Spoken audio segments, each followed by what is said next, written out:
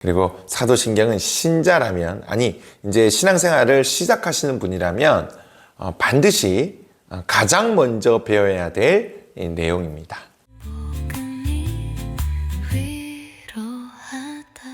네, 만나서 반갑습니다. 복음이 위로하다의 손봉수 목사입니다. 사도신경에 대해서 우리 계속 알아가려고 하는데요. 오늘은 그 사도신경이 어떤 것인지 대략적으로 좀 살펴보려고 합니다. 우리가 먼저 한번 생각해 볼 게 있는데요. 우리 인간들은 하나님을 어떻게 알 수 있을까요? 근데 사실은 이 너무나도 크신 하나님을 우리 너무나도 작은 인간들이 사실 알 수 있기라는 것은 불가능합니다. 여러분 한번 생각해 보십시오. 작은 컵이 있는데 이 작은 컵에다가 바닷물을 다 담을 수가 있겠습니까? 결코 담을 수가 없죠. 그것처럼 너무나도 크신 하나님을 우리 너무나도 작은 인간들은 다 알 수도 없고, 아니 인지조차도 할 수 없는 겁니다. 그렇다면 어떻게 해야 하나님을 알 수 있냐 하는 거예요. 정말 중요한 것은 뭐냐면 하나님께서 우리들에게 자신을 직접 보여주셔야 돼요. 하나님께서 우리에게 직접 알려주셔야 된다는 거예요. 하나님께서 나를 알려줘야겠다는 그 마음을 가지시고 하나님께서 우리에게 알려주셔야만 우리는 알 수 있다는 거예요. 근데 너무나도 감사하게도 하나님께서 사람이 사용하는 언어로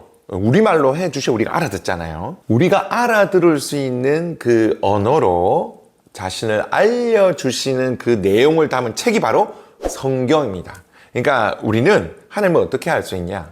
하나님께서 자신을 알려주신 그 내용을 담은 성경을 통해서 우리는 하나님을 알 수 있는 거예요. 이 성경을 통해서 하나님과 교제할 수 있는 거예요. 하나님의 뜻을 알 수가 있고 하나님을 알아갈 수가 있는 겁니다. 신자는 이 하나님의 말씀인 성경을 믿고 그 성경을 따라 살려고 하는 사람들을 이야기합니다. 그리고 이 신자는 성경의 일부 내용만 믿는 게 아니라 이 성경 전체의 내용이 하나님의 말씀인 줄을 인정하고 믿는 사람들을 바로 신자라고 합니다. 신자는 말씀을 따라 살아가야 하잖아요. 그 말씀을 믿고 따라가는 사람들이니까 그러려면 이 성경 내용을 요약할 필요가 있는 거죠. 그래서 우리 신앙의 선배들은 신조, 신경이라는 거를 이렇게 만든 거예요.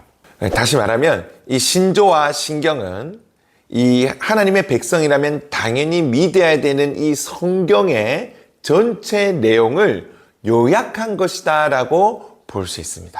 교회가 처음 생겼을 때에 이 신조를 사용해서 사람들을 교육을 했습니다. 그리고 또 세례를 받고자 하는 자들은 이 신조의 내용을 자세하고 분명하게 알고 있었어야 했어요. 신자라면 반드시 믿어야 될 내용이기 때문에 이단을 분별하는 데도 사용했어요.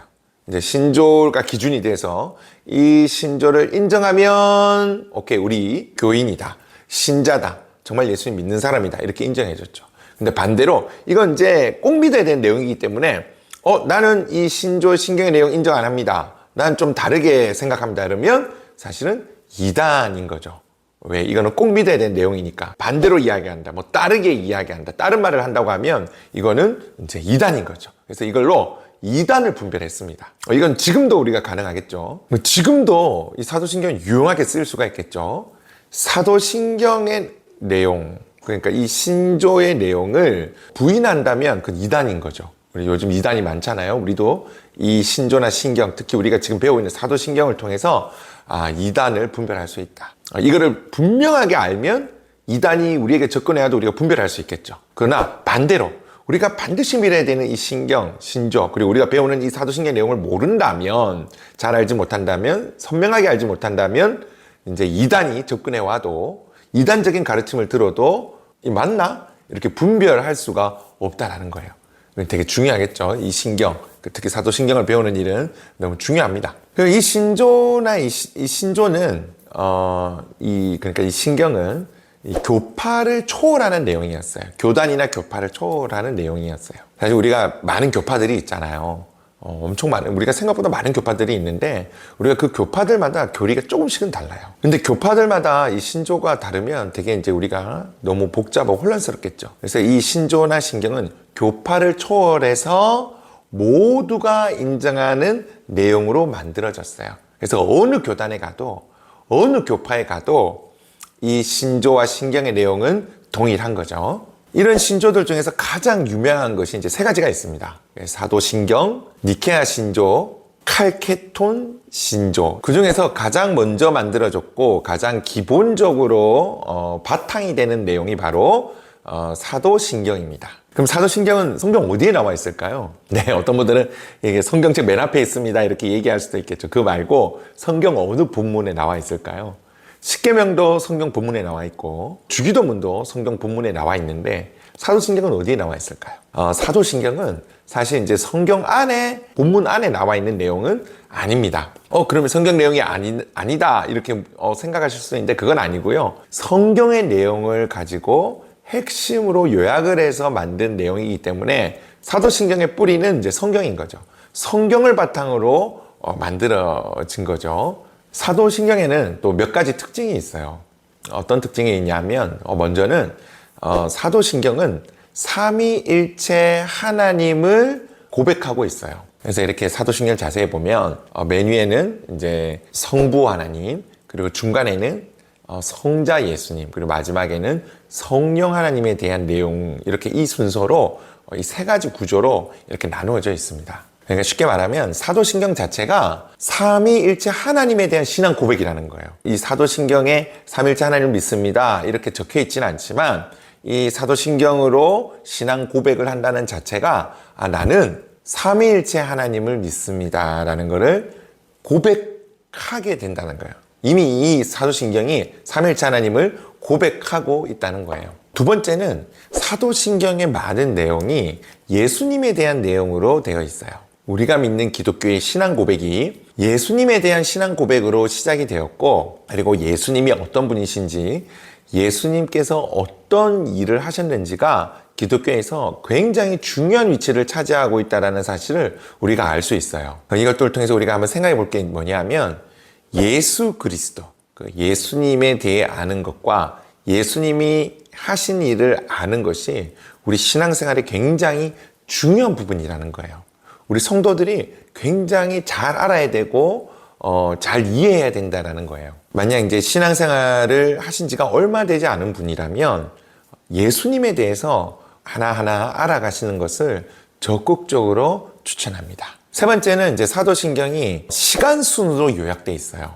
그래서 창조에 대한 이야기가 먼저 나오고, 그리고 구원에 대한 이야기가 나오고, 그리고 구원 이후의 삶과 그 종말에 대해서 쭉 이렇게 시간 순서대로 구성되어 있어요. 좀 사도신경의 이제 대략에 대해서 이렇게 말씀을 드렸는데, 사도신경이 왜 신자들에게 중요할까요? 사도신경이 신자들에게 중요한 이유는 제가 이미 이제 전 영상에도 말씀드렸지만, 신자라면 꼭 믿어야 되는 내용을 요약해 놓았기 때문입니다. 신자라면 믿어야 할 성경의 근본적인 내용이 바로 이제 사도신경이라는 거죠. 신자라면 사도신경을 인정하고 믿고 받아들이고 따르는 사람들이라는 거예요. 교파를 초월해서. 그래서 신자라면 반드시 믿어야 되는 내용이에요. 그래서 어떤 부분을 빼놓고 나 안 믿는다 이러면 신자가 아니라는 거예요. 이게 기준인 거예요. 이게 기준. 그래서 내가 이거는 사도신경 내용 이거는 안 받아들이는데 이건 안 받아 이러면 신자가 아니에요. 왜? 이건 신자로서 반드시 믿어야 될 것이기 때문에 이 신자의 어떤 신분증과 같은 거예요. 신자라면 사도신경을 믿어야 되는 거예요. 사도신경을 안 믿으면 반대로 신자라고 말할 수 없어요. 사도신경의 내용을 아는 것은 신자로서 굉장히 중요한 것뿐만이 아니라 또 반대로 이렇게 잘 모른다고 했을 때 이 사도신경의 내용을 그러면 이제 신자로서 지금 알미 굉장히 이제 부족하다는 겁니다. 이건 신자가 기본적으로 알아야 되는 것이기 때문에 조금 이것에 대해서 내가 미흡하게 알고 있다면 이건 지금 신자로서 굉장히 지금 준비가 안 되었거나 잘 모른다라는 뜻이에요. 만약 누군가가 사도신경의 내용과 반대되는 내용을 말한다. 다른 내용을 전혀 이제 다른 내용을 이야기한다면 그 사람은 이단입니다. 왜? 모든 교파를 초월해서 신자라면 교회라면 반드시 믿어야 될 내용을 이야기하고 있기 때문에 여기에서 반대되는 내용, 여기에서 부정하는 내용, 이것을 거부한다면 그것은 이단입니다. 이건 이단을 분별하는 굉장히 좋은 기준이죠. 그죠? 사도신경은 교회와 이단을 분별하는 기준입니다. 가장 기본적인 기준이기 때문에 이 사도신경에 대해서 다른 말을 한다, 다른 이야기를 한다는 것은 자기가 이단이라고 이야기하는 것과 같아요. 사도신경은 전에도 말씀드렸지만 신앙의 핵심이고 믿음의 기초입니다. 그래서 이게 사도신경을 배우는 것은 뼈대를 세우는 것과 같아요. 신앙의 뼈대를 세우는 것과 같아요. 이게 뼈대가 이렇게 있잖아요. 여러분 이제 무슨 찰흙이라든지 지점토를 만져본 경험이 있으신지 모르겠어요. 여러분 뼈대가 없으면요, 이게 찰흙이나 지점토가 살이 붙지가 않아요. 다른 여러 가지 것들도 마찬가지겠죠. 뭐 물건들을 만들 때, 건물을 지을 때 이런 마찬가지겠죠. 뼈대를 먼저 세우지 않으면 와르르 무너지게 돼요. 형태를 갖출 수가 없어요. 이 사도신경이라는 것은 이 신앙의 가장 근본적인 내용이기 때문에 이 내용으로 뼈대를 잘 쌓아두지 않으면 이게 아무리 성경을 많이 배워도 이렇게 이 믿음의 살이, 신앙의 살이 붙지가 않는 거예요. 신앙이 자라지를 않는 거예요. 성경의 핵심을 이해하지를 못하는 거예요. 그래서 사도신경을 통해서 뼈대를 튼튼하게 세워야 성경이 이해되어지기 시작하고 성경이 보이기 시작하고 사도신경을 통해서 이 성경의 기초, 믿음의 기초, 신앙의 기초, 이 핵심들을 잘 배워서 이 뼈대를 세워둬야만 우리가 성경을 배울 때에 신앙생활을 해 나가면서 계속해서 말씀의 살이 붙고 믿음의 살이 붙고 신앙의 형태와 모양들이 제대로 갖춰지기를 시작을 합니다. 그래서 이게 너무 중요해요. 그래서 사도신경을 제대로 한번 배우고 나면 어느 날 성경을 보면 성경이 이해되기 시작해요. 이 성경이 이 내용이구나 라는 게 이제 그때 보여지기 시작해요. 그래서 사도신경을 배우는 건 너무 중요합니다. 뼈대가 잘 세워져야, 사도신경을 통해서 이 뼈대가 잘 세워져야 그때부터 성경이 이해되어지고 성경이 더 잘 이렇게 믿어지기 시작을 합니다. 그래서 사도신경을 배우는 것은 너무 중요하다. 사도신경이 이제 어떤 것인지에 대해서 대략적으로 나누는데요. 사도신경이 왜 중요한지를 아시겠죠? 사도신경은 신자라면 반드시 알아야 될 내용입니다. 그리고 사도신경은 신자라면, 이제 신앙생활을 시작하시는 분이라면 반드시 가장 먼저 배워야 될 내용입니다. 어떠신가요?